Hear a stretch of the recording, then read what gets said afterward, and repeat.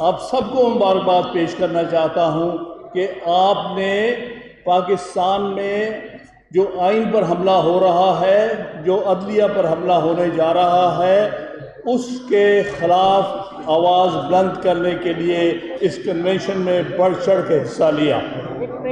ہم وکلا کا فرض ہے کہ ہم آئین کے ساتھ کھڑے رہیں اور اس کے بنیادی اسٹرکچر اور اس کی انڈیپینڈنس کے لیے کھڑے رہیں۔ اس موجودہ حکومت نے عدلیہ پر شب مارنے کی کوشش کی ہے، ہم اس کی پرزور مذمت کرتے ہیں۔ ان کی ذاتی رنجش ہے، چاہے وہ یوسف گیلانی ہے، چاہے اس میں نون لیگ کے لوگ ہیں۔ وہ کہتے ہیں ہم حکومت کریں گے چاہے آئین کو برباد کر دیا جائے۔ یہ فوجی اسٹیبلشمنٹ کے ہاتھوں میں کھیلنے والے پپٹس ہیں، یہ نہیں ہم کرنے دیں گے۔ تم بھول جاؤ کہ تم سپریم کورٹ کا جنازہ نکال سکتے ہو، نہیں نکالنے دیں گے۔ ہم سپریم کورٹ پر کسی قسم کا حملہ برداشت نہیں کریں گے۔ بلوچستان، میں آپ سب کا ممنون ہوں کہ آپ شارٹ نوٹس پر سب تشریف لائے۔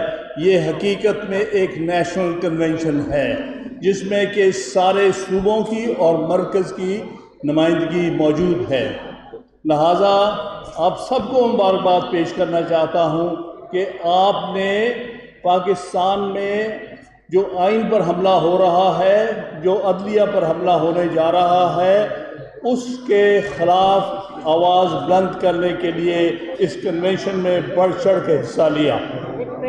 جس بات کا میں آپ کے سامنے علی احمد کرد صاحب کا شکریہ ادا کرنا چاہتا ہوں، کل میں نے ان سے ریکویسٹ کی تھی کہ آپ ضرور آئیں گے۔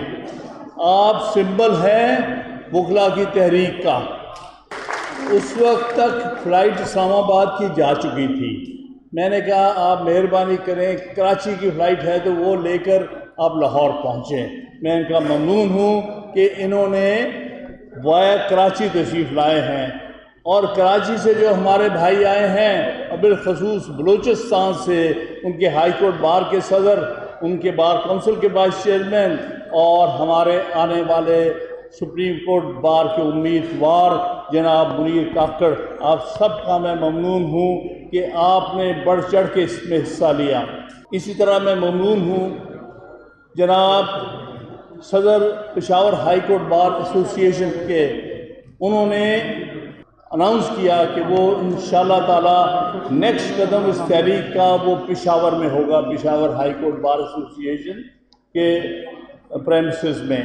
تو اب میں مختصراً چند باتیں کر کے میں آپ سے اجازت لوں گا، بہت وقت ہو چکا ہے۔ پہلی بات تو یہ ہے کہ ہم وکلا کا فرض ہے کہ ہم آئین کے ساتھ کھڑے رہیں اور اس کے بنیادی اسٹرکچر اور اس کی انڈیپینڈنس کے لیے کھڑے رہیں۔ اور بنیادی اسٹرکچر کیا ہے؟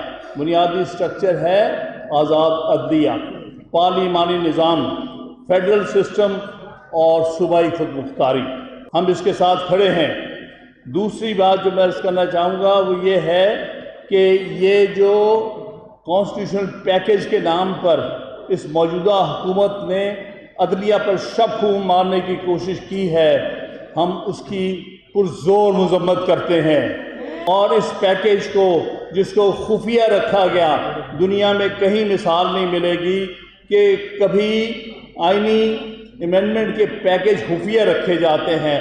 وہ تو قوم کی امانت ہوتی ہے، ساری قوم کے سامنے لانا ہوتا ہے تاکہ اس پر نہ صرف پارلیمنٹ میں بحث ہو بلکہ اس میں سارے ملک کے اندر عوام میں بالخصوص وکلا میں بحث ہونی چاہیے۔ ان کی بدنیتی تھی، اس لیے انہوں نے خفیہ رکھا، اور جب وہ خفیہ ختم ہوا، لوگوں کے سامنے آیا تو ان کی بدنیتی واضح ہو گئی۔ میں ایک واقعہ بتاتا چلوں کیوں یہ عدلیہ کے پیچھے پڑے ہوئے ہیں۔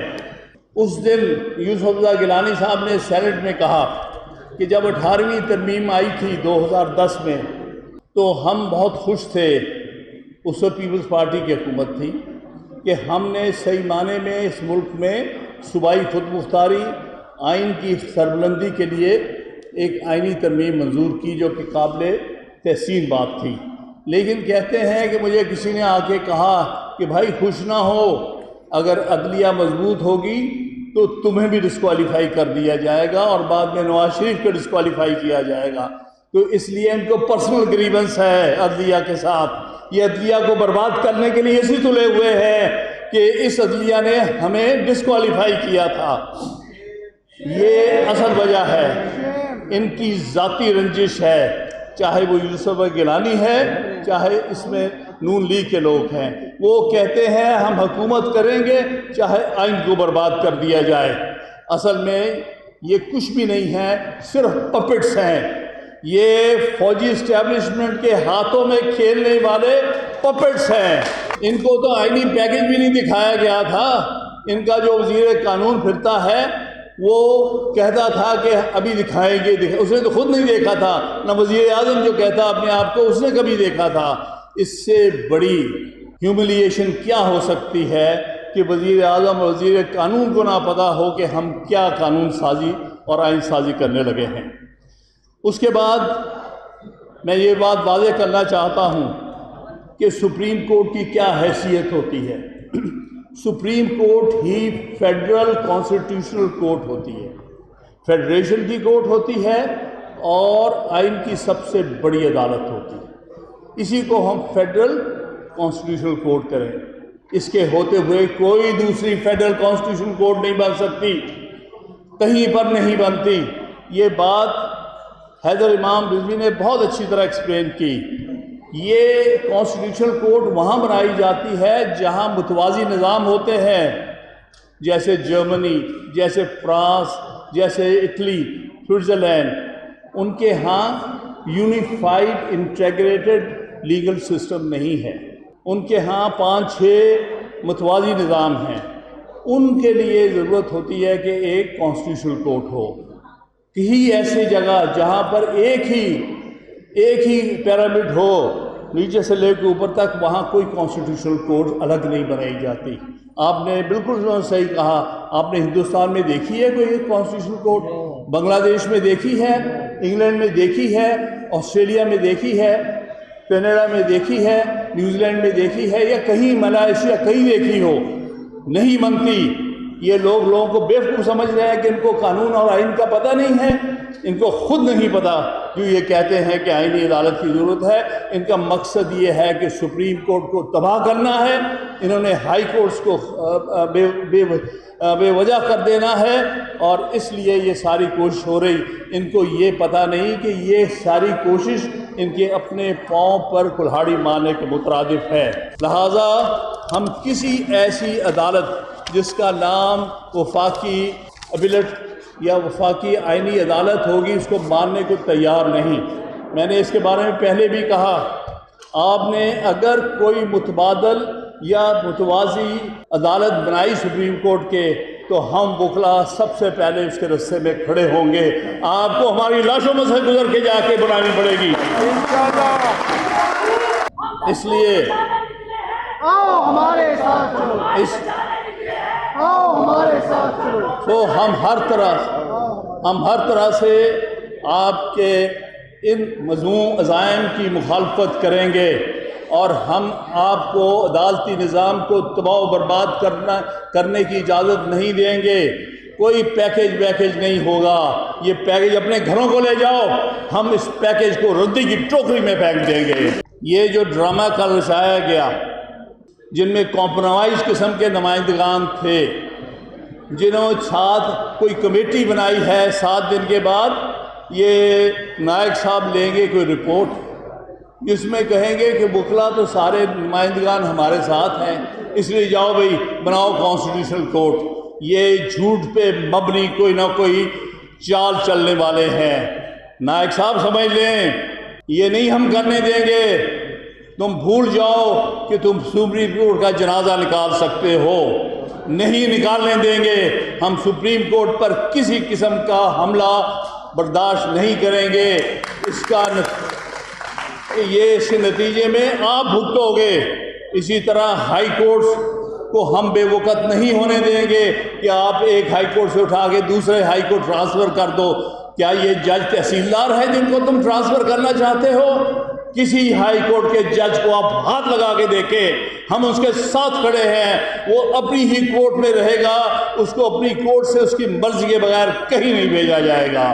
اور اس لیے پانچوں ہائی کورٹس آئینی عدالتیں ہیں، اور ان آئینی عدالتوں کا آرٹیکل 199 کی جورسڈکشن کو ہم پوری طرح سے گارڈ کریں گے، اور ہم انشاءاللہ تعالیٰ سارے پاکستان میں جو تحریک آج آغاز ہوا ہے اس کا نیکسٹ سٹیپ انشاءاللہ تعالیٰ پشاور میں ہوگا۔ آپ کے سامنے ابھی صدر پشاور ہائی کورٹ بار فدا گل صاحب نے کہہ دیا ہے کہ اگلا کنونشن پشاور میں پشاور ہائی کورٹ بار ایسوسی ایشن کے تحت ہوگا۔ ہم انشاءاللہ جلد آپ کو انفارم کریں گے ان سے ایگزیکٹ ڈیٹ لے کر، اور پھر اس کے بعد ہم کراچی کے دوستوں سے ریکویسٹ کریں گے، ہم نیکسٹ کنونشن جو ہے وہ کراچی میں کریں گے اور اس کے بعد کوئٹہ میں۔